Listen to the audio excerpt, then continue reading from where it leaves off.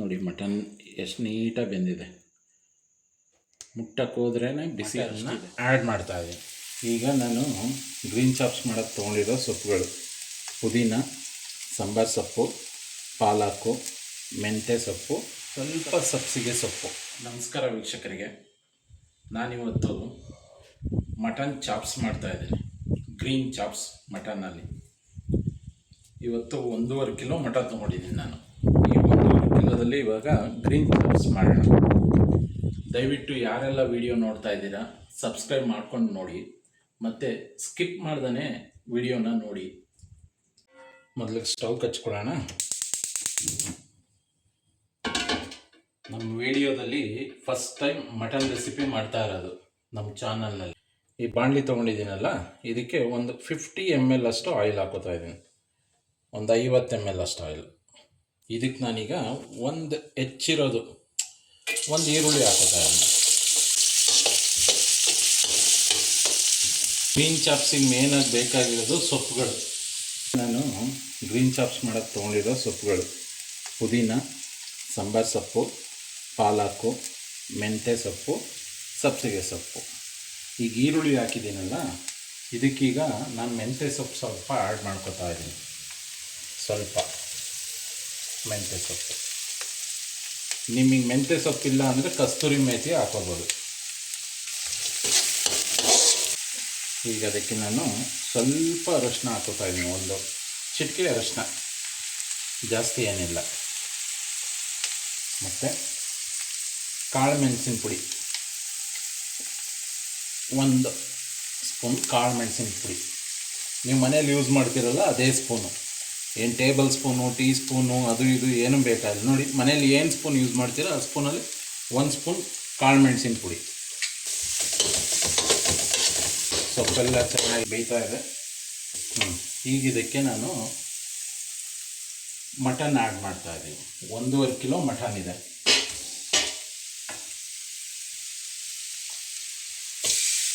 ನಮ್ಮ ಮನೇಲಿ ಸ್ವಲ್ಪ ಮೆಂಬರ್ಸ್ ಜಾಸ್ತಿ, ಹಾಗಾಗಿ ನಾನು 1.5 ಕಿಲೋ ತೊಗೊಂಡಿದ್ದೀನಿ. 1 ಕಿಲೋ ಸಾಕಾಗಲ್ಲ ಅಂತ ಹೇಳಿ. ಈಗ ಇದಕ್ಕೆ ಸೇಮ್ 1 ಸ್ಪೂನ್ ಸಾಲ್ಟ್ ಆ್ಯಡ್ ಮಾಡ್ತಾ ಇದ್ದೀನಿ. ಸ್ವಲ್ಪ ರೋಸ್ಟ್ ಮಾಡ್ಕೊಳ್ಳೋಣ ಅಷ್ಟೆ.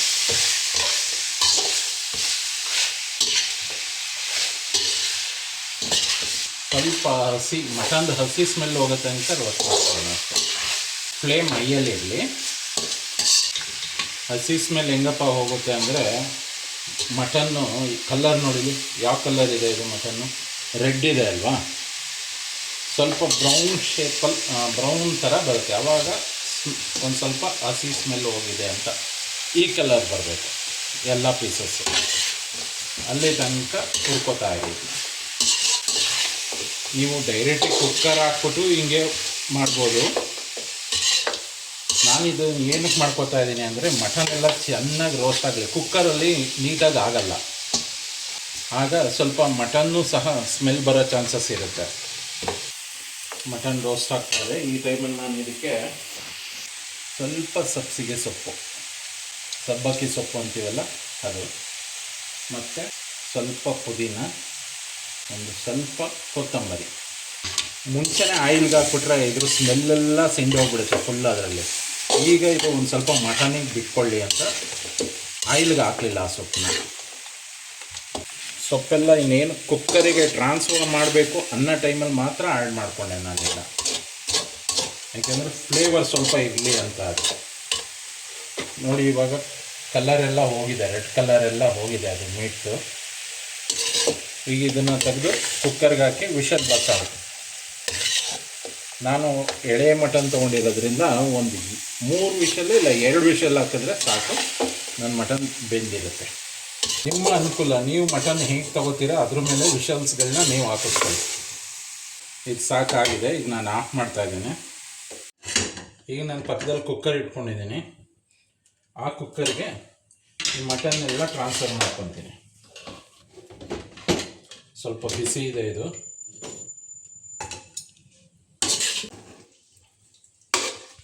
ಇದಕ್ಕೊಂದು 100 to 150 ml ನೀರು ಸಾಕಷ್ಟು ನೀರು.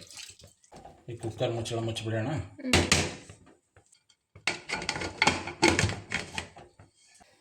ನಾವು ಅದಕ್ಕೆ ವಿಷಲ್ ಹಾಕೋಣ ಮೇಲ್ಗಡೆ. 2 ವಿಷಲ್ ಬಂದರೆ ಸಾಕಿದು, 2ರಿಂದ 3 ವಿಷಲ್. ನಾನು 3 ವಿಷಲ್ ಬರ್ಸೋಣ ಅಂದ್ಕೊಂಡಿದ್ದೀನಿ. ಅದು ಬೇಯೋಷ್ಟರೊಳಗೆ ನಾನು ಇಲ್ಲಿ ಮಸಾಲ ರೆಡಿ ಮಾಡ್ಕೊತೀನಿ. ಅದಕ್ಕೆ ಮಸಾಲ ಬೇಕಲ್ಲ. ಸೇಮ್ ಬಾಣಲಿ ಇಟ್ಕೊಂಡಿದ್ದೀನಿ, ಸ್ಟವ್ ಆನ್ ಮಾಡಿದ್ದೀನಿ. ಸ್ವಲ್ಪ ನೀರಿನ ಅಂಶ ಇದೆ, ನೀರಿನ ಅಂಶ ಡ್ರೈ ಆಗಲಿ. ಈಗ ಬಾಣಲಿಗೆ ಮಸಾಲ ಮಾಡ್ಕೊಳ್ಳೋದಕ್ಕೋಸ್ಕರ ಮತ್ತೆ ಒಂದು 100 ml ಆಯಿಲ್ ಹಾಕೋತಾ ಇದ್ದೀನಿ. ಈಗ ಮಸಾಲಾಗೆ 1 ಸ್ಪೂನಷ್ಟು ಧನ್ಯ ತೊಗೊಂಡಿದ್ದೀನಿ, ಒಂದು 4 ತುಂಡು ಚಕ್ಕೆ ತೊಗೊಂಡಿದ್ದೀನಿ, ಒಂದು 10 ಲವಂಗ ತೊಗೊಂಡಿದ್ದೀನಿ, ಮೆಣಸು ಸ್ವಲ್ಪ ತೊಗೊಂಡಿದ್ದೀನಿ, 1 ಸ್ಪೂನು ಇಲ್ಲ 1/4 ಸ್ಪೂನಷ್ಟು. ಇದೆಲ್ಲನೂ ಒಟ್ಟಿಗೆ ಹಾಕ್ತಾಯಿದ್ದೀನಿ. ಆಯಿಲಿ ಮಸಾಲೆ ಹಾಕಿದ ತಕ್ಷಣ ಒಳ್ಳೆ ಸ್ಮೆಲ್ಲು ಎಲ್ಲ ಸಿಡಿಯುತ್ತೆ. ಬೇಗ ಅದಕ್ಕೆ 1.5 ಈರುಳ್ಳಿ ಹೆಚ್ಕೊಂಡಿರೋದು ಹಾಕ್ತಾಯಿದ್ದೀನಿ. ಈಗ ನಾನು ಒಂದು 15ರಿಂದ 20 ಹಸಿ ಮೆಣಸಿನ್ಕಾಯಿ ತೊಗೊಂಡಿದ್ದೀನಿ, ಒಂದು 15ರಿಂದ 20. ಆಮೇಲೆ ಒಂದು 3ರಿಂದ 4 ಬೆಳ್ಳುಳ್ಳಿ ಮೀಡಿಯಮ್ ಸೈಜ್ದು ಎಸ್ಳು. ಅದು ಯಾವತ್ತೂ ಚಾಪ್ಸ್ಗೆ ಬೆಳ್ಳುಳ್ಳಿ ಮತ್ತು ಮೆಣಸು ಇದೆಯಲ್ಲ, ಅದು ಸ್ವಲ್ಪ ಜಾಸ್ತಿನೇ ಹಾಕೊಬೇಕು, ಒಳ್ಳೆ ಟೇಸ್ಟ್ ಕೊಡುತ್ತೆ.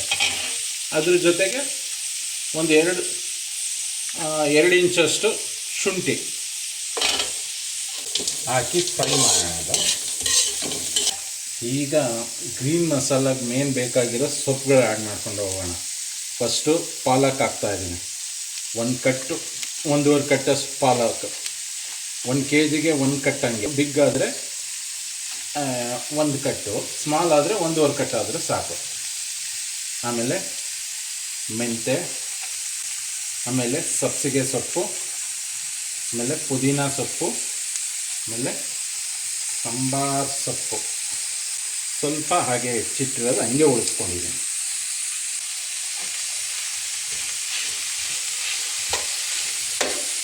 ಈ ಸೊಪ್ಪು ಒಂದು ಅರ್ಧ ಸ್ಪೂನಷ್ಟು ಸಾಲ್ಟ್ ಹಾಕ್ತಾಯಿದ್ದೀನಿ.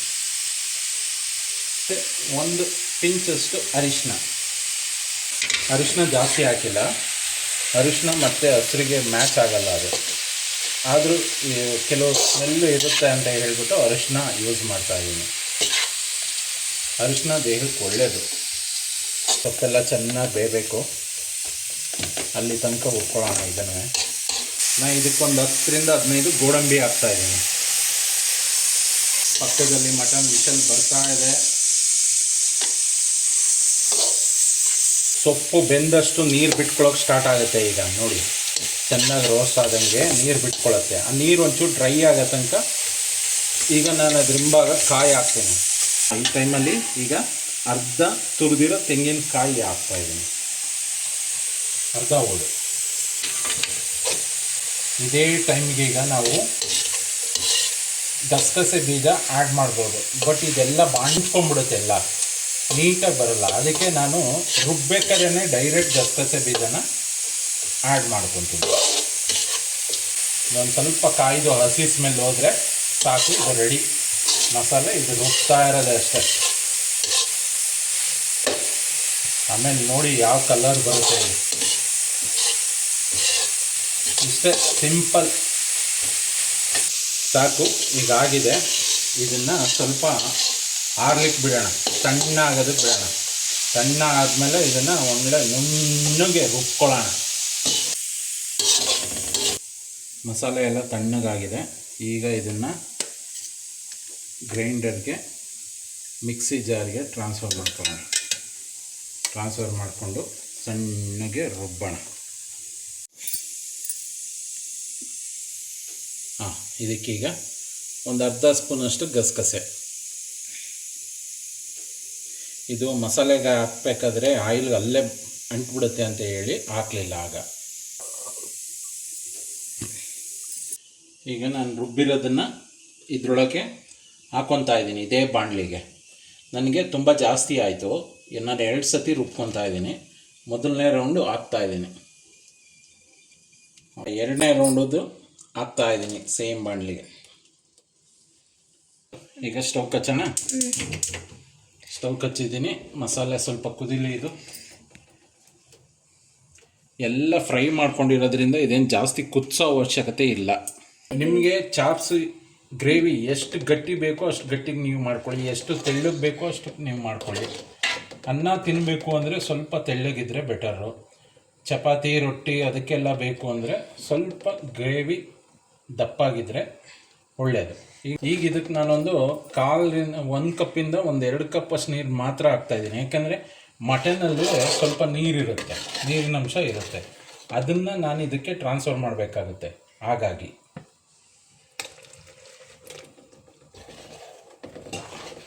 ಮತ್ತೆ ನಾನು ಈ ಮಸಾಲೆಗೆ ಇನ್ನೊಂದು ಸ್ವಲ್ಪ ಉಪ್ಪು ಆ್ಯಡ್ ಮಾಡ್ಕೊತಾ ಇದ್ದೀನಿ. ಉಪ್ಪನ್ನ ಟೇಸ್ಟ್ ನೋಡಿಕೊಂಡು ನಿಮ್ಗೆ ಎಷ್ಟು ಬೇಕಾಗುತ್ತೆ ಅಷ್ಟನ್ನು ಮಾತ್ರ ಆ್ಯಡ್ ಮಾಡ್ಕೊಳ್ಳಿ. ಉಪ್ಪು ಅಷ್ಟೇ ಹಾಕಬೇಕು ಇಷ್ಟೇ ಹಾಕಬೇಕು ಅಂತ ಏನಿಲ್ಲ, ನಿಮ್ಮ ಟೇಸ್ಟಿಗೆ ತಕ್ಕನಾಗಿ ಉಪ್ಪು ಹಾಕ್ಕೊಳ್ಳಿ. ಈಗ ಗ್ರೇವಿ ಚೆನ್ನಾಗಿ ಕುದೀತಾ ಇದೆ, ಕಾಣಿಸ್ತಾ ಇದೆಯಾ ಕುದೀತಾ ಇರೋದು? ಓಕೆ. ಈಗ ಇದಕ್ಕೆ ನಾನು ವಿಷಲ್ ಬರೆಸ್ಕೊಂಡಿರೋ ಮಟನ್ನ ಆ್ಯಡ್ ಮಾಡ್ತಾಯಿದ್ದೀನಿ. ನೋಡಿ ಇದರಲ್ಲೇ ನೀರು ಎಷ್ಟೊಂದು ಬಂತು, ಅದಕ್ಕೆ ಹೇಳಿ ನೀರು ನೋಡ್ಕೊಂಡು ಹಾಕ್ಕೊಳ್ಳಿ ಅಂತ.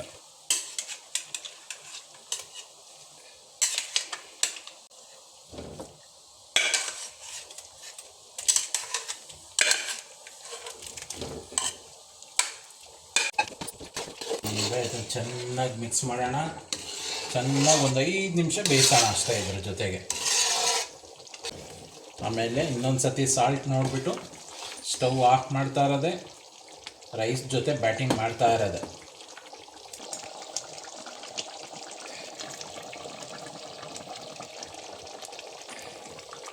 ಚೆನ್ನಾಗಿ ಕುದೀತಾ ಇದೆ. ಫೈನಲ್ ಟಚ್ ಇದಕ್ಕೆ ಸಾಂಬಾರು ಸೊಪ್ಪು ಹಾಕೋದು ಅಷ್ಟೇ. ಒಂದು 5 ನಿಮಿಷ ಇದನ್ನು ಕುದಿಸ್ಕೊಂಡ್ರೆ ಸಾಕು. ಯಾಕಂದರೆ ನಾವು ಇದನ್ನು ಚೆನ್ನಾಗಿ ರೋಸ್ಟ್ ಮಾಡಿರ್ತೀವಲ್ಲ ಮಸಾಲೆ ಪದಾರ್ಥಗಳನ್ನೆಲ್ಲ, ಹಂಗಾಗಿ ಇದೇನು ಜಾಸ್ತಿ ಕುದಿಸೋ ಅವಶ್ಯಕತೆ ಇರಲ್ಲ. ಹಾಕೋಣ. ಈಗ ಮುಗೀತು.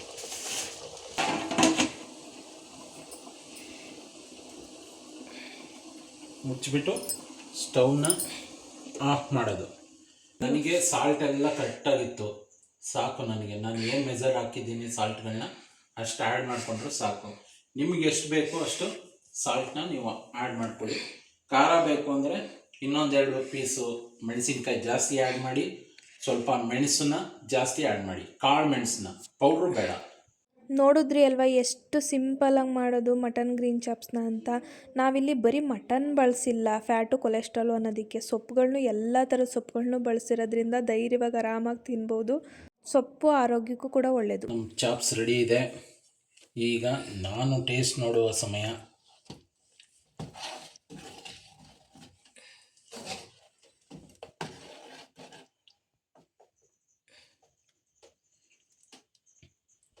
ನಾನು ಇದನ್ನು ನನ್ನ ರೈಸ್ ಮೇಲೆ ಹಾಕ್ಕೊತಾ ಇದ್ದೀನಿ.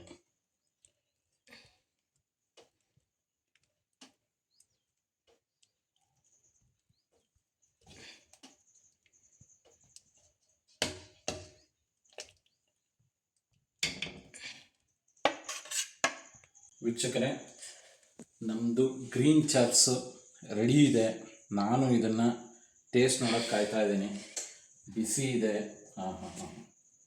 ಸ್ವಲ್ಪ ಇದನ್ನು ಹಿಂಗೆ ಸೈಡಿಗೆ ಕಲಿಸ್ಕೊಂಡು ಮಟನ್ ಮುಟ್ಟೋಣ ಅಂದರೆ ಮಟನ್ನು ಹೆಂಗೆ ಬೆಂದಿದೆ ಅಂದರೆ ನೋಡಿ, ನನಗೆ ಮುಟ್ಟಕ್ಕೆ ಆಗ್ತಾಯಿಲ್ಲ ಮಟನ್.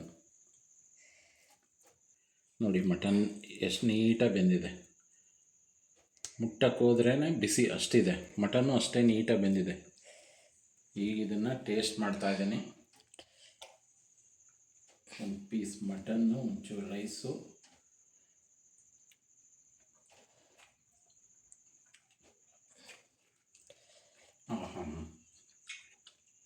ಮಟನ್ ಚಾಪ್ಸೆ ನೀವು ಒಮ್ಮೆ ಟ್ರೈ ಮಾಡಿ ನೋಡಿ ಪುರ್ಸೊತ್ತಿದ್ದಾಗ. ಹೇಗಾಯಿತು ಅಂತ ತಿನ್ಬಿಟ್ಟು ಕಮೆಂಟ್ ಮಾಡಿ ಹೇಗಾಯಿತು ಅಂಥೇಳಿ.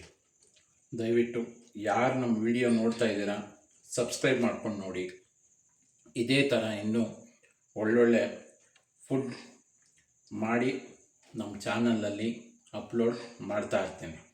Okay, bye. Thank you for watching.